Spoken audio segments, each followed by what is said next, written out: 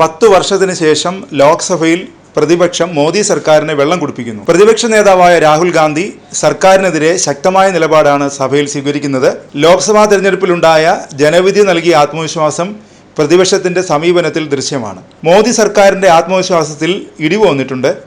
കൂട്ടുകക്ഷി സർക്കാരിനെ നയിക്കുന്ന BJPക്ക് പഴയ ശൗര്യമില്ല. വേണമെങ്കിൽ കോൺഗ്രസിന് ഇന്ത്യ മുന്നണിയെ അധികാരത്തിലെത്തിക്കാമായിരുന്നു. NDA സർക്കാരിലെ പല സഖ്യകക്ഷികളും തുടക്കം മുതൽ തന്നെ അതൃപ്തരായിരുന്നു.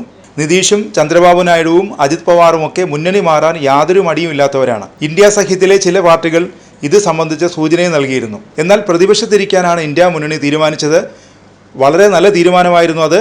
പ്രതിപക്ഷത്തിരിക്കാൻ കോൺഗ്രസിന് അഭിമാനമേ ഉള്ളൂ എന്നാണ് കഴിഞ്ഞ ദിവസം രാഹുൽ ഗാന്ധി ലോക്സഭയിൽ പറഞ്ഞത്. NDA സർക്കാർ അധികകാലം മുന്നോട്ട് പോവില്ലെന്ന് തുടക്കത്തിൽ തന്നെ രാഷ്ട്രീയ നിരീക്ഷകർ പറഞ്ഞിരുന്നു. ഇപ്പോഴിതാ നിർണായകമായ ഒരു കൂടിക്കാഴ്ചയെക്കുറിച്ചുള്ള വാർത്തകളാണ് പുറത്തു വരുന്നത്. തെലങ്കാന മുഖ്യമന്ത്രി രേവന്ത് റെഡ്ഡിയുമായി കൂടിക്കാഴ്ച നടത്താൻ താൽപ്പര്യം അറിയിച്ചിരിക്കുകയാണ് ആന്ധ്ര മുഖ്യമന്ത്രി N. ചന്ദ്രബാബു നായിഡു. ഇക്കാര്യം അറിയിച്ച് രേവന്ത് റെഡ്ഡിക്ക് നായിഡു കത്ത് എഴുതി. ചന്ദ്രബാബു നായിഡുവിന്റെ വിശ്വസ്തനും മുൻ TDP അംഗവുമായിരുന്നു രേവന്ത് റെഡ്ഡി.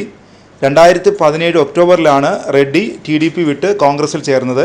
ആന്ധ്രാപ്രദേശ് വിഭജനം പൂർത്തിയായിട്ട് 10 വർഷമാകുന്നു. ഇരു സംസ്ഥാനങ്ങളും അവരുടെ വികസന ക്ഷേമ പ്രവർത്തനങ്ങളെക്കുറിച്ച് ഒരുമിച്ച് തീരുമാനിക്കേണ്ട പല കാര്യങ്ങളുമുണ്ട്. ഇവ വേഗത്തിൽ തീരുമാനിക്കേണ്ടതുമാണ്. അതിനാൽ ജൂലൈ 6-ന് കൂടിക്കാഴ്ച നടത്താമെന്നും രേവന്തിന് അയച്ച കത്തിൽ നായിഡു പറയുന്നു. കൂടിക്കാഴ്ച തീർത്തു ഗുണകരമാകുമെന്നാണ് വിശ്വാസമെന്നും നായിഡു പറയുന്നുണ്ട്.